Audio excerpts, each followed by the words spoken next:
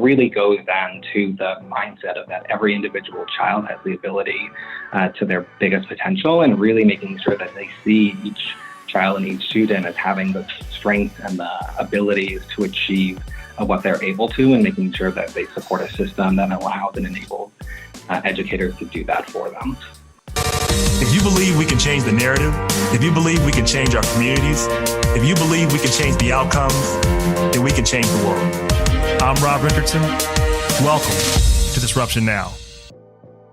Welcome to Disruption Now. I'm your host and moderator, Rob Richardson. With me today, we have two guests. We normally don't do two guests, but got disrupted a little bit, so we will today. My first guest is Ryan MacDonald, who is Senior Program Associate with the Council of Chief State School Officers. Also with me is a Vice President from KnowledgeWorks. She's the Vice President of Impact and Improvement with KnowledgeWorks and is based in Boston, but we have a big Cincinnati presence here too. So we're honored to have them both on the show. Welcome, both of you. Thanks for having us. We're looking forward to the conversation. No, looking forward to having you and really talking about how we can improve education. It's one of the most important things that we do in our society, and we need to constantly innovate, constantly improve. And so I'm always interested, and I know our listeners are always interested in the innovation that's happening within the space and how we can improve it to really impact more lives. And so just honored to have you both on. I know you are both kind of co-collaborating on a project. If you can talk about a little bit about what you two are doing together and what you see as the vision going forward for that. I'll start with you, Rebecca. Sure. So Ryan and I came together almost 6-7 years ago now in response to something that both of our organizations were hearing in different parts of the world, where more and more folks were starting to pay attention to the research on how students actually learn, what motivates them, what engages them, and what we were calling student-centered learning. And educators and innovators kind of at that cutting edge were saying, ooh, we love this, but what is the this? What does it look like? And at the same time, Ryan's organization, which focuses on the chiefs, so the systems level, the folks in each of the states were saying, well, if we want to support this, what would the policy be? What would the regulation be? And because it was pretty brand new. Again, this was starting 10 years ago. So our organizations came together again about 7 years ago to try to develop a set of what we've called educator competencies, so that groups of educators, schools, districts, states that are trying to move in this more transformative direction have a roadmap, have a set of ways of saying, oh, this is what it means to truly be learner-centered, to truly build collaboration systems, schools that are meeting the learner where they need and are helping point them towards the future of where they want to go.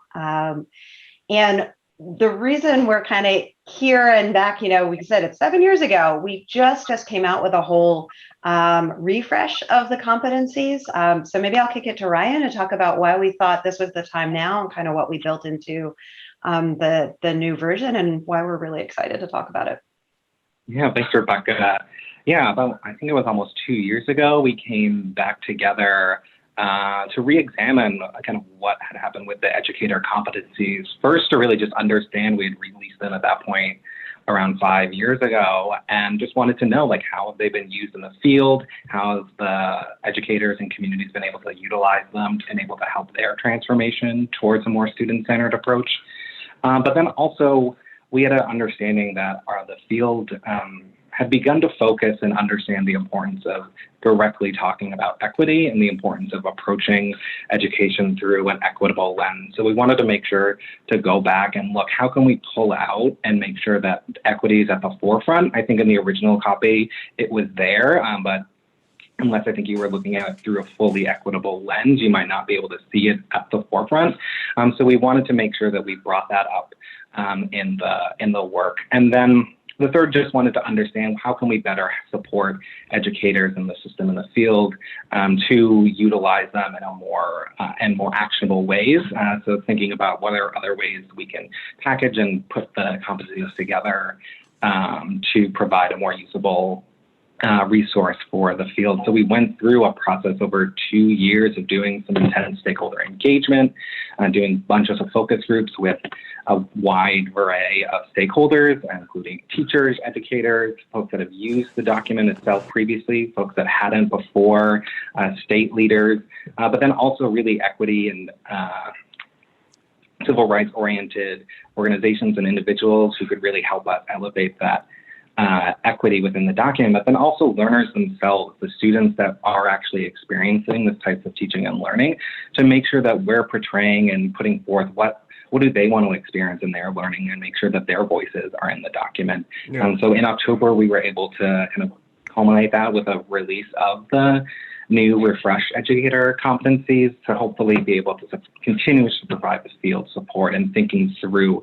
kind of what is that particularly for teams of educators in school buildings, and then support the broader system to ensure that the system aligns in order to enable them to do that types of teaching and learning.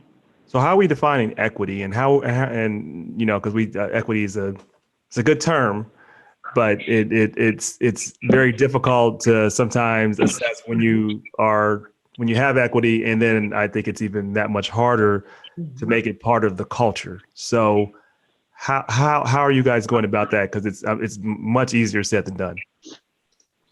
100%. And it's one of those kind of learnings that we did between those two versions. In that first version, we put lots of good stuff in there, but we actually realized we never defined equity. We just, as Ryan said, like if you were already equity minded, maybe you would see it. In the new version, what we did is we adapted the National Equity Project's definition, because they've done such amazing work in this field for so long, and they have a specific definition where they look at equity specifically through an education lens. So that's kind of was our starting point. But then what we did from there was we looked at all of the specific skills, attributes, mindsets that then could fit under that, because just because you have sort of a high level definition doesn't then necessarily tell educators, well, what do I do on a day-to-day? And so that's kind of what's built into the competencies themselves. And so what we did in this version is we actually coded them. So in the paper version, or the downloadable version, there's little tags, and then the digital version, you can search just on that. So if really what you want to know is, how can I be learner-centered and equity-minded? You can kind of toggle it in our interactive version, and you can see the competencies that just focus on that. I just found it. I can't recite it by heart, but the definition from National Equity Project that we use is that educational equity means that each child receives what they need to develop their unlimited academic and social potential. And working towards equity in schools involves ensuring equally high outcomes for all participants in the system, removing the predictability of success or failure that correlates with any social, economic, or cultural factor, interrupting inequitable practices, examining biases, creating inclusive multicultural school environments, and discovering and cultivating unique gifts, talents, and interests of each and every member of that learning community. It's a long definition. It's a long definition. Move there. Somebody in academics definitely celebrate. That's why I don't have it memorized. Yeah, I had to quickly look it up in the paper. I knew we had done it. Right. But and it's one of the things that we both are proud of and get criticized for in the competencies. We are really thorough.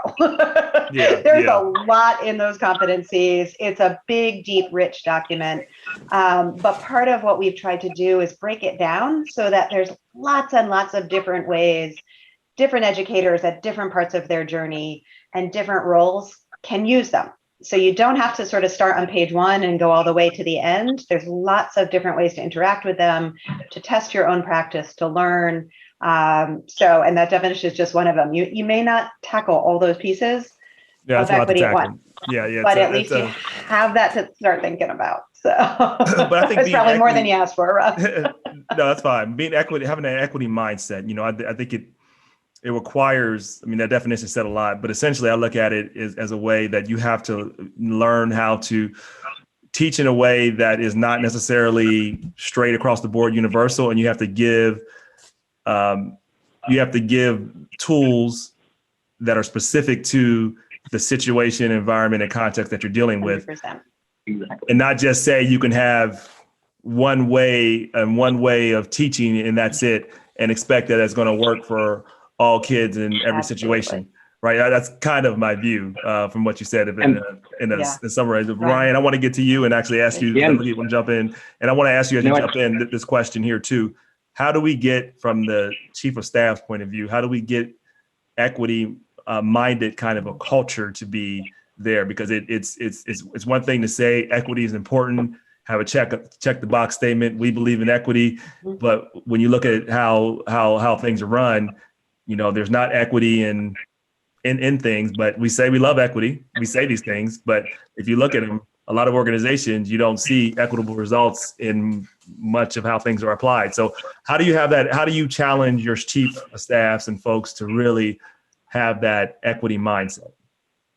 Yeah, it's a great question. No, what I was going to say for your previous point is really, when we think around kind of understanding each kid as individuals, like that's what we're talking about when we're talking about kind of student-centered personalized learning, is understanding that one size fit all kind of industrial model where there's the teacher at the front of the classroom giving the instruction and everyone's going to move on to their next class, but really understand that every child shows up in a classroom with their own individual strengths, the things they need to work on, their interests, and supporting a system that allows educators to tap into that and create the learning environment for that. But when it comes to kind of setting and understanding how to set an equity mindset, I think with our work at the CCSSO, we've really encouraged state education agency folks and the folks that lead them to really start internally and understand, what does equity mean to you as a state? Every state is individual. Every state kind of brings their own history, their own understanding, but really understand kind of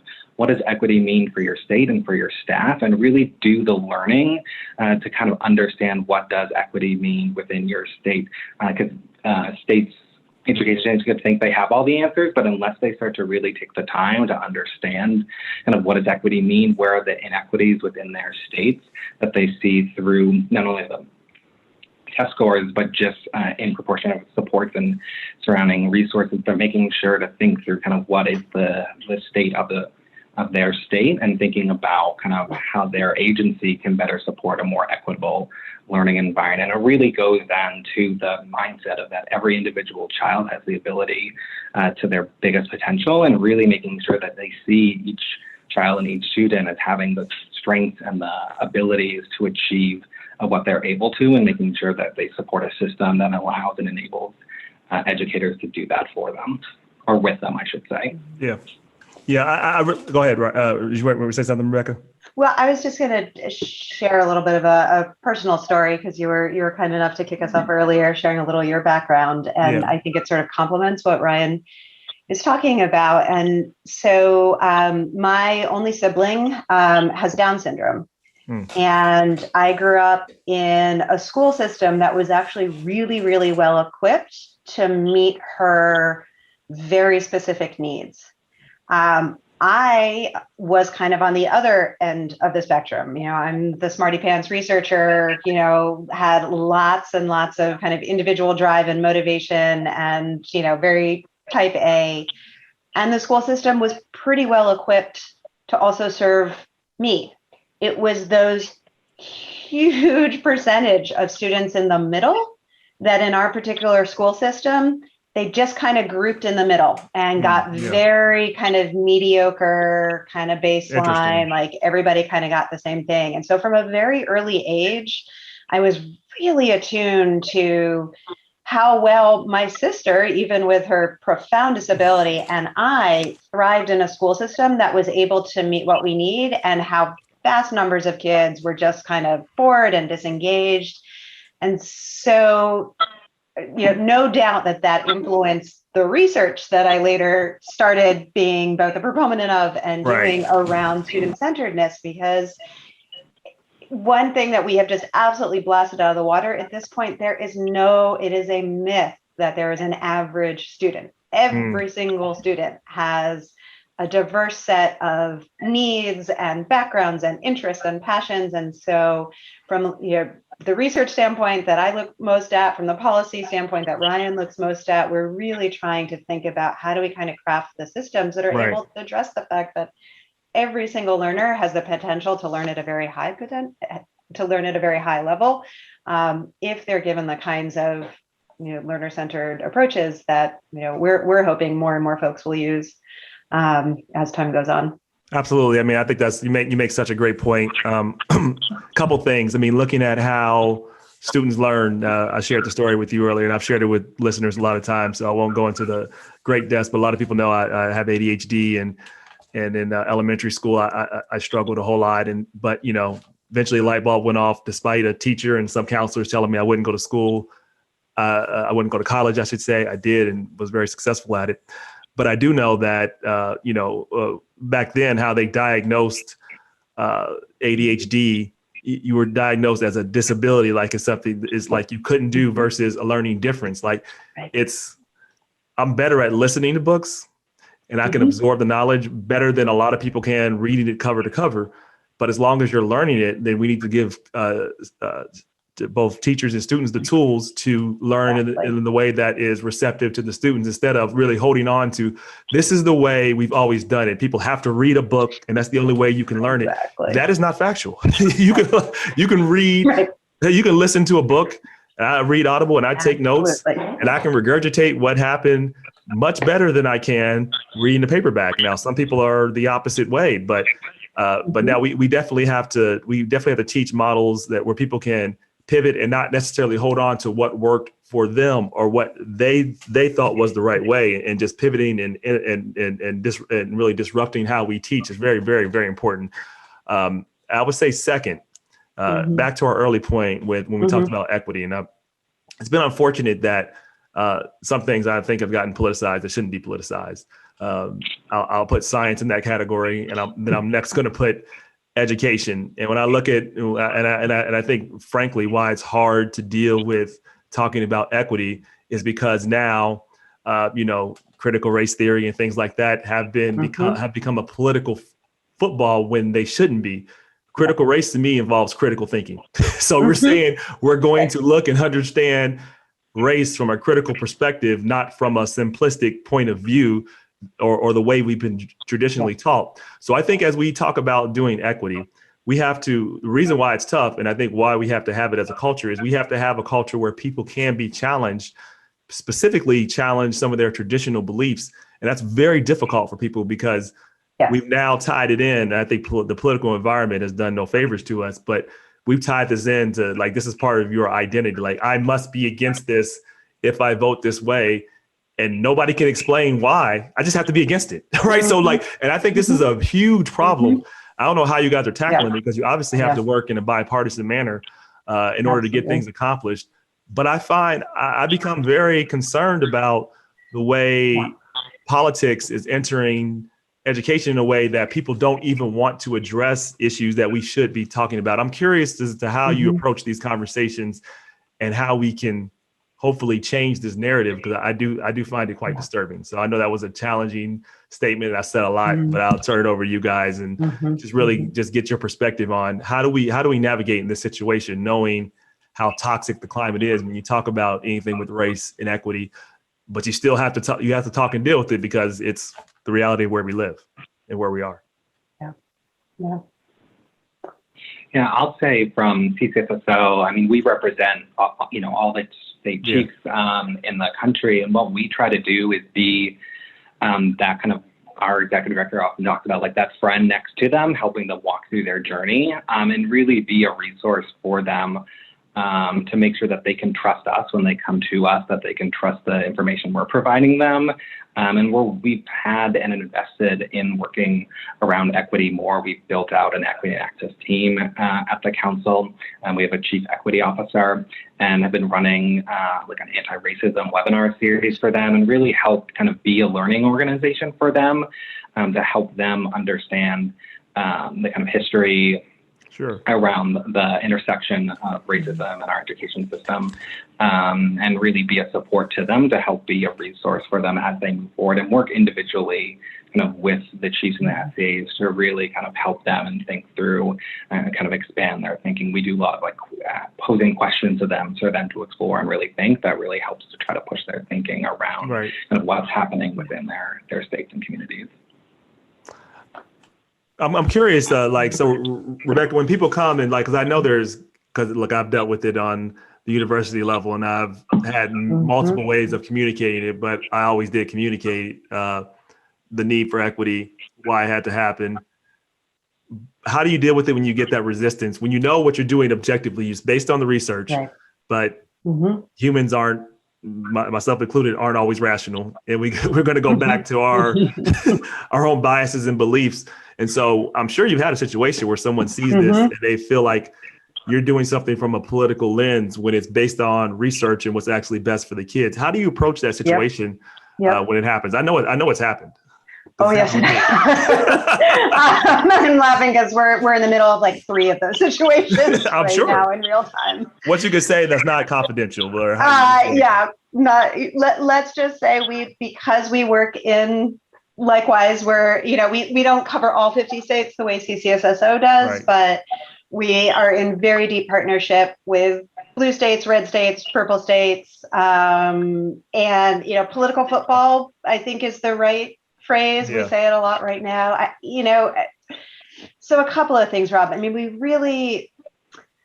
we as an organization have been on our own journey to better understand our own diversity, equity, inclusion, justice, both external positioning and internally. How do we support staff? How do we talk to each other? What kinds of systems do we have? So we're in the middle of a pretty deep journey ourselves. And what that's doing is it's giving us more clarity on our values and who do we want to be as an organization in the field. And so what we try to do, can't always do it, but we try to start from that position and say, this is who we are.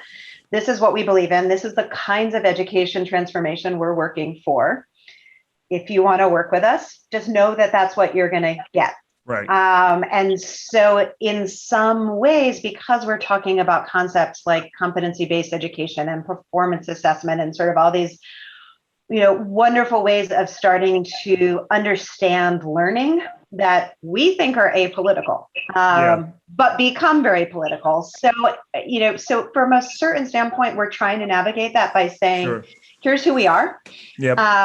This is what we stand for. Now we have we've been around for over 20 years now. So lots of folks have known us in different places from different ways. So they know you get ask those questions. I'm sure you do.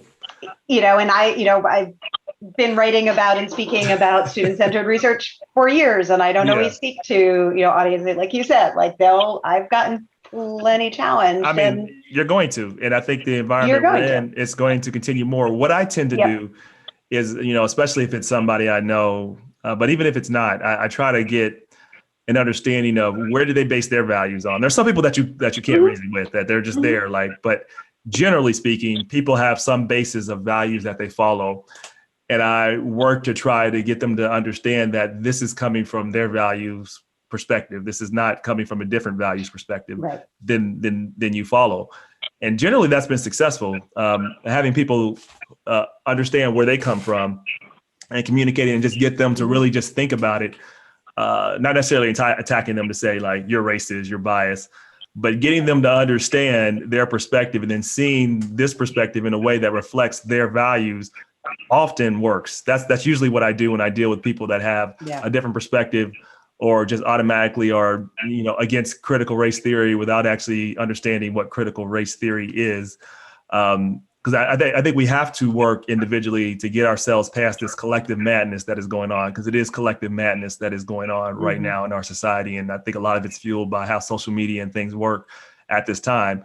But I do think it's very important. Let's switch to the topics a little bit and go to, actually, I want to talk about, related to that topic, but a little bit to talk about the pandemic and the effect that's had on your work and how you've seen that kind of play out. So just in general, Yep. the pandemic, I think, has done several things. I think it's created a new normal in some ways in terms of how humans and how we interact. I think there will always be the urge to have face-to-face, but I also think now, what we're doing now digitally is now commonplace. It's just as common to have a Zoom meeting as it is to, if you need to look up information, to Google. Like a Zoom and Google are like now terms we can kind of have together. That's because of the pandemic now.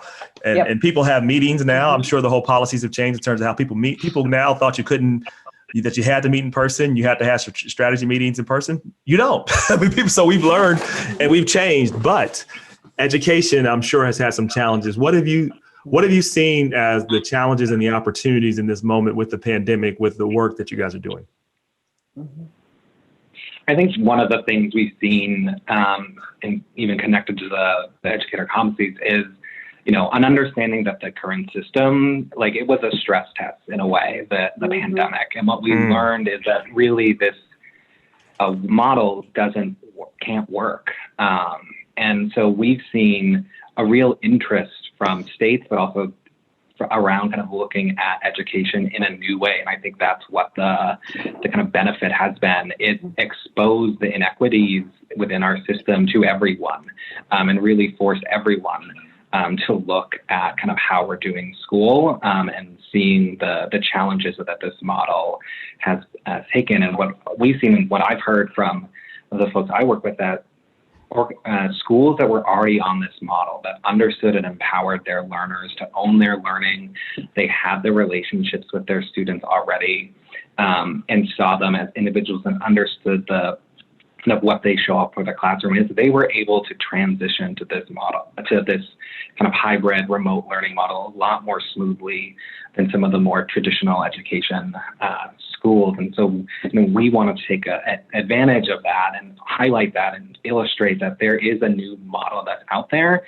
that's been around for a while, that state schools, districts can look to as enabling more empowerment of their learners, so they don't have to be in front of them at all times to know that they're learning, but also that builds those strong relationships with learners. And even through the work, like, we finished this project through the end of the pandemic and had to shift and integrated kind of the importance of social emotional learning in the competencies, because we saw it as such an elevated focus that schools in the system were looking at, but also not just the social emotional effects of the learners, but the educators themselves, and ensuring that they're supported and are able to kind of show up their best selves in order to support the learning of their students. So really kind of exposing the inequities that were already there and that were hidden for some people.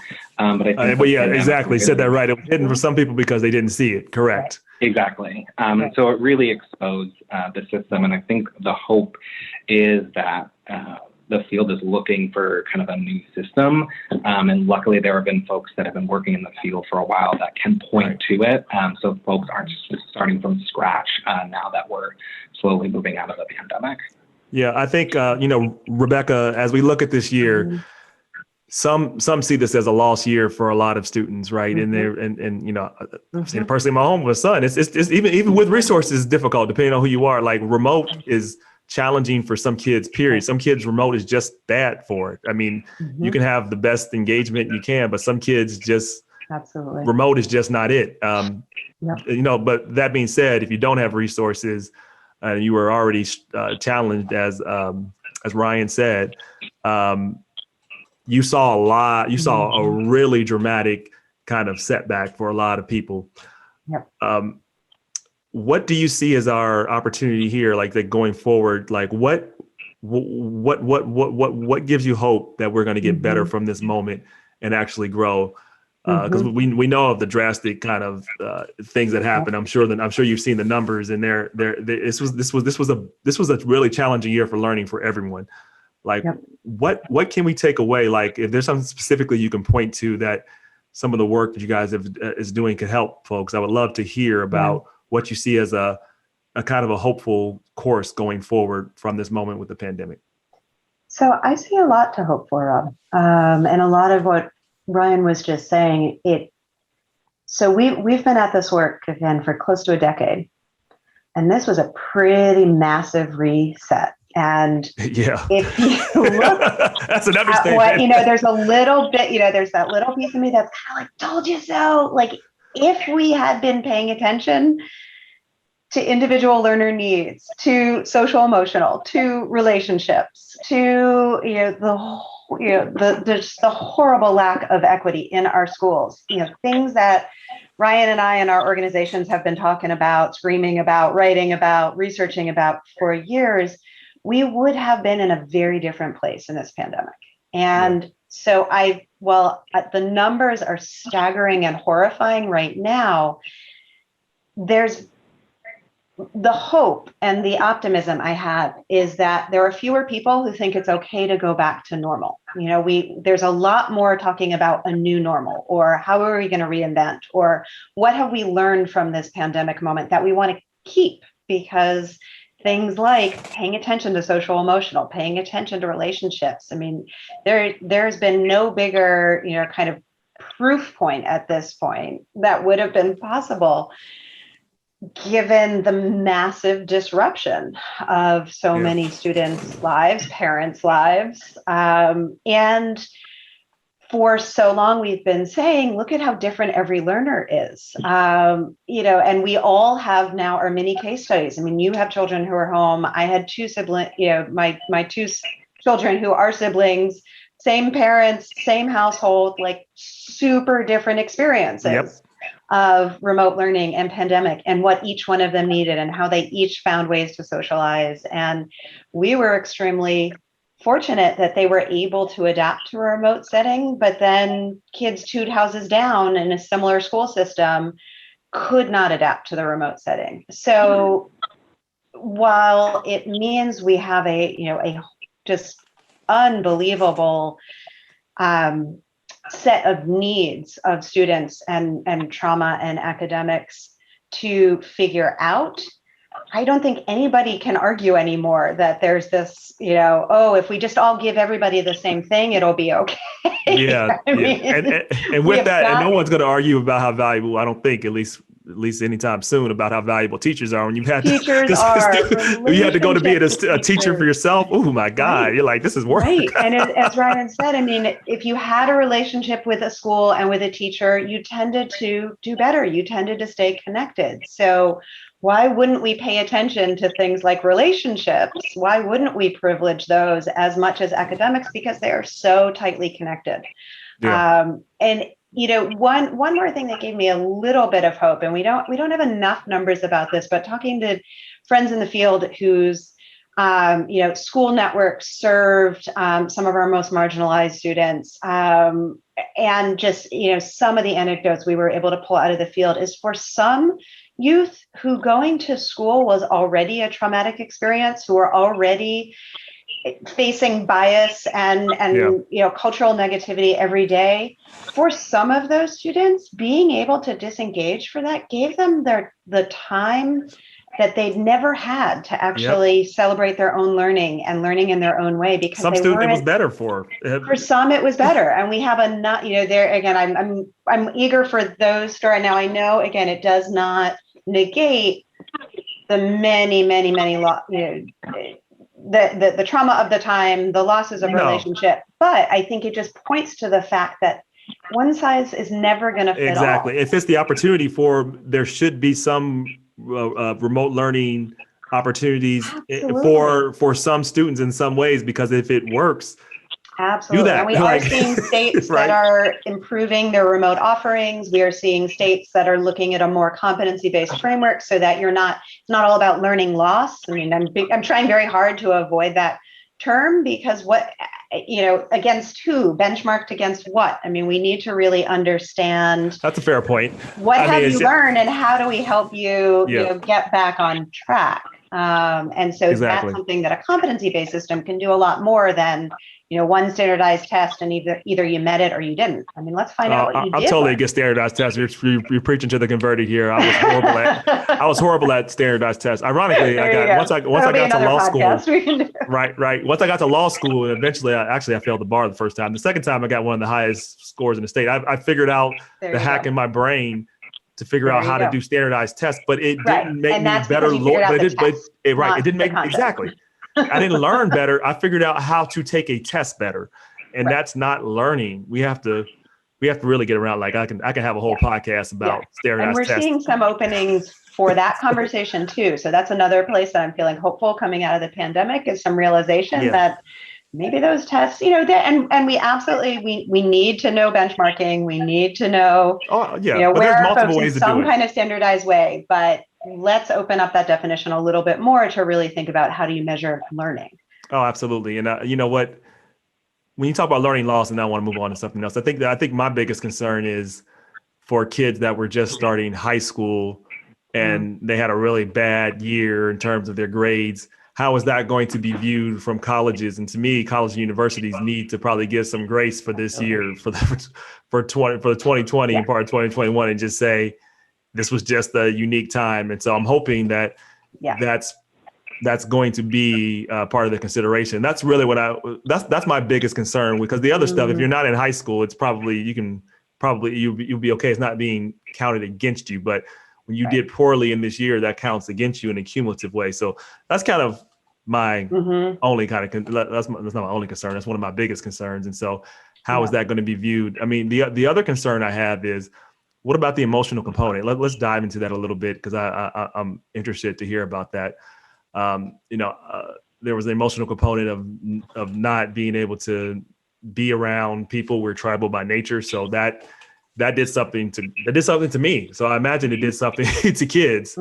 And then, if you're Black in this country, or brown, and you saw what was happening. This is not new to you. It's been happening all the time, but in a way that was just more transparent, and just kind of, because even when you have things that are happening in an unjust way on a regular basis, people like to escape from it, not to think about it all the time, because then that becomes your only reality. But when things happen with George Floyd, Ahmaud Arbery, Breonna Taylor, so on and so forth, I can go through a lot of names. And I mean, it was really traumatic. It was traumatic for me. And I imagine it's traumatic for our kids in our schools that are going through this. So what did you learn from this moment? And how did you talk to your, for Ryan, from your point of view, how did you talk to the chief of staff? And then from, Rebecca, how did you figure out how to put that into a policy perspective in dealing with this emotional trauma and just dealing with this emotional trauma in general, and how that was something we could learn from or expand from, given what just happened? Yeah, I mean, I think the work really put an emphasis on, identifying and talking about it. Our system needs to talk about kind of what is and identifies both the macro trauma that occurs, but then also the micro trauma for individual students. And so I think throughout the kind of this project we worked on and throughout is really putting an emphasis on the importance of that social emotional relationship that educators have with their students, and making sure that they understand kind of who they are as individuals, how they bring their community into the classroom, and kind of making sure that they're building an environment that a student does feel safe and feels seen, because we know from the science of learning and development that in order for a student to be able to learn best, they need to feel safe and secure and have adults around them that believe and support in them. So, with our work, we're just trying to emphasize the importance of kind of well-being for students, and putting out resources that will allow states to work with districts and the schools to think about how to create environments where there is more well-being for their students and their educators, to ensure that as we move through this moment, to understand the trauma that we've all collectively felt, and then some far greater than others, to really understand how to create an environment that will, as we continue to move back into the classrooms or think about learning in different ways, that puts an emphasis on the child and the educator's well-being. I think we've seen previously it's a lot more focused on academic success, but we've seen that was starting already, but I think really accelerated during the pandemic, a real emphasis on kind of the students' well-being, and ensuring you have a system and a school that supports kind of the whole child, and ensures that they're able to thrive to their best ability in an environment that is supportive of them and their individual needs, their real strengths, and kind of what makes them them. Yep. Yeah. Rebecca. So I think what Ryan said was just spot on. And I think for us, and in some ways in particular with this project, it enabled us to be more clear and transparent than we had in the past. Yeah, look, what you're saying is no different from what I experienced either, and I'll say it more frankly, right? When talking to white Americans, it was easier to have a conversation about racism, and for them to understand that this is not something that I was over exaggerating, making up, because people, it's hard to deny it, right? So no matter where you came from, so became impossible to deny it. So the conversations, I've never had more conversations with my white counterparts about race. And I'm hoping that there is, a moment where we actually, like you said, we expand and have real impact too, where I'm happy to see people with their diversity statements. I'm happy to see people say Black Lives Matter, kind of. But at the end of the day, like what really matters to me more is what policy changes are you going to do? What practices are you going to change? How are you going to make sure we have more equitable results across the board? I care about that more. Words do matter, so I'm not going to say they don't matter. But what really matters is substance to back up what you say as well. Yep. And from sort of an organizational standpoint, naming it, okay, earlier we were talking about definitions, not just kind of say, equity at this point has almost become almost a fluff term. I would never say, but really naming, what do you mean and for whom and where? And then in kind of my sphere, it's then how do you measure the impact of it? How do you surface it in a way that we can show what is happening to Black and brown bodies, so that we can show, if we are thinking about student-centered learning, we can show that in fact it is helping close gaps and open opportunities rather than exacerbate them. Yep. So for from a very sort of organizational operational standpoint, it has given us more clarity and more necessity of naming it and being clear about what are we going to do about it.